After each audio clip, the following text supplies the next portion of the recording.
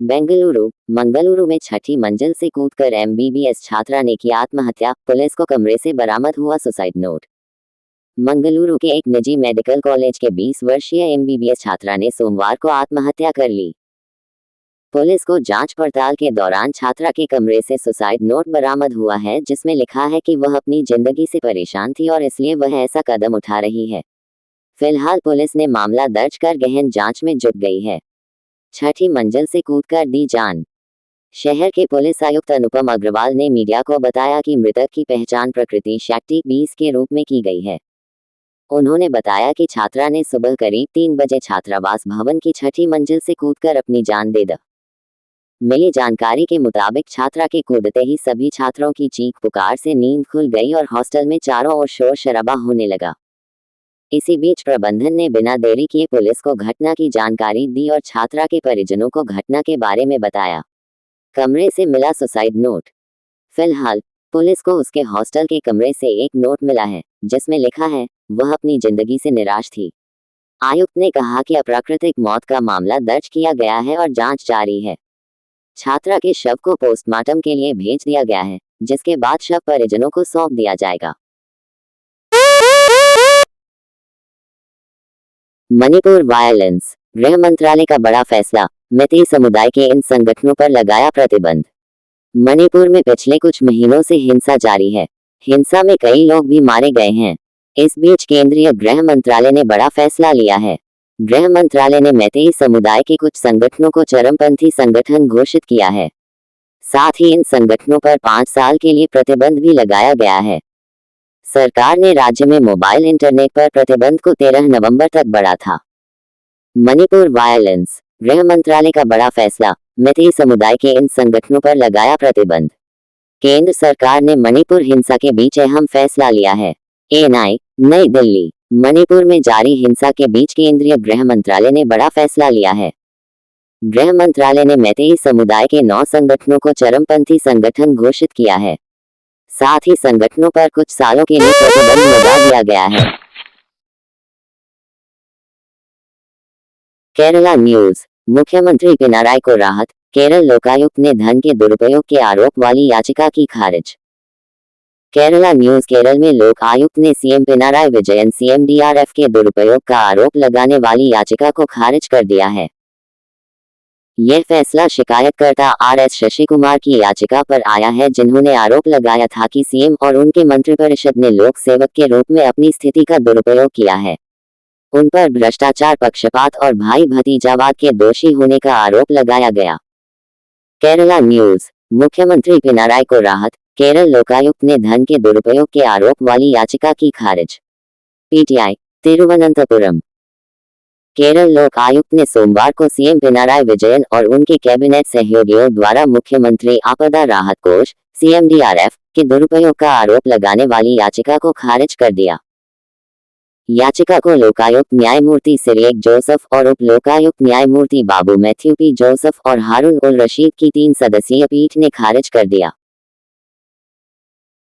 यह फैसला शिकायतकर्ता आरएस शशि कुमार की याचिका पर आया है, जिन्होंने आरोप लगाया था कि सीएम और उनके मंत्रिपरिषद ने लोक सेवक के रूप में अपनी स्थिति का दुरुपयोग किया है और वे व्यक्तिगत हित और भ्रष्ट उद्देश्यों से प्रेरित थे और वे भ्रष्टाचार, पक्षपात और भाई भतीजावाद के दोषी थे।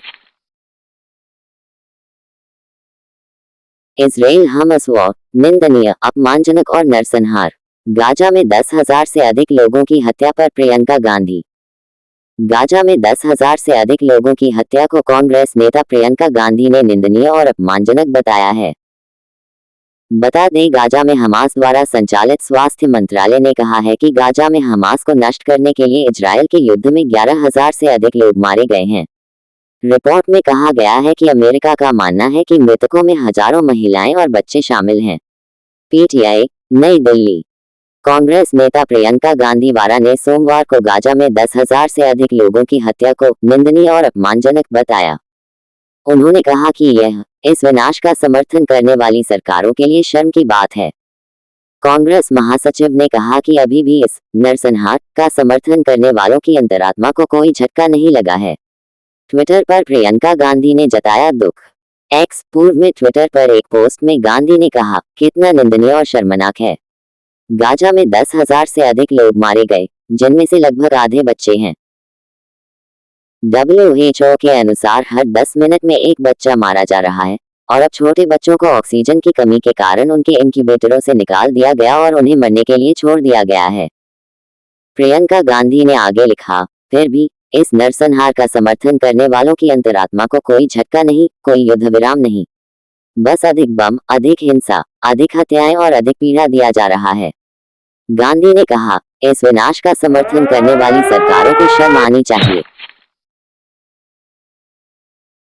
यात्रीगण कृपया ध्यान दें, 18 नवंबर तक नई दिल्ली और आनंद विहार रेलवे स्टेशन पर नहीं मिलेंगे प्लेटफॉर्म टिकट। 13 नवंबर से 18 नवंबर तक आनंद विहार और नई दिल्ली रेलवे स्टेशनों पर प्लेटफॉर्म टिकटों की बिक्री बंद रहेगी। दरअसल त्योहारों के सीजन में स्टेशन पर लोगों की भीड़ बढ़ जाती है, जिसे काबू करने के लिए रेलवे ने प्लेटफॉर्म टिकटों की बिक्री पर ही रोक लगा दी है। हर साल भीड़ को देखते हुए रेलवे स्टेशन प्रबंधन द्वारा फैसला लिया जाता है। छठ और दिवाली की भीड़ के कारण लिया फैसला। एजेंसी, नई दिल्ली। दिवाली और छठ पर्व को लेकर उत्तर प्रदेश और बिहार जाने वालों की भीड़ रेलवे स्टेशनों पर उमड़ने लगी है। इस कारण रेलवे स्टेशन पर यात्रियों को कई तरह की परेशानियों का सामना करना पड़ रहा है। सभी बातों को मद्देनजर रखते हुए रेलवे स्टेशन प्रबंधन ने एक फैसला किया है। प्लेटफॉर्म टिकट की बिक्री पर अस्थायी रूप से प्रतिबंध। 13 नवंबर से 18 नवंबर तक आनंद विहार और नई दिल्ली रेलवे स्टेशनों पर प्लेटफॉर्म टिकटों की बिक्री बंद रहेगी। दरअसल त्योहारों के सीजन में स्टेशन पर लोगों की भीड़ बढ़ जाती है, जिसे काबू करने के लिए रेलवे ने प्लेटफॉर्म टिकटों की बिक्री पर ही रोक लगा दी है। हालांकि बुजुर्गों, महिलाओं और जो लोग खुद सफर नहीं कर पाएंगे, उनको छोड़ने आए लोगों के लिए छूट दी गई है। किसी अनहोनी से बचने के लिए हुआ फैसला। शनिवार को आनंद विहार रेलवे स्टेशन और नई दिल्ली रेलवे स्टेशन पर भारी भीड़ देखने के बाद प्रबंधन को ये कदम उठाना पड़ा है। हजारों की संख्या में लोग छठ पर्व मनाने के लिए अपने गृहनगर की ओर दौड़ेंगे, तो ऐसे में कई हादसे होने की भी संभावना होती है। हर तरह की सावधानी बरतते हुए प्रबंधन ने यह फैसला किया है।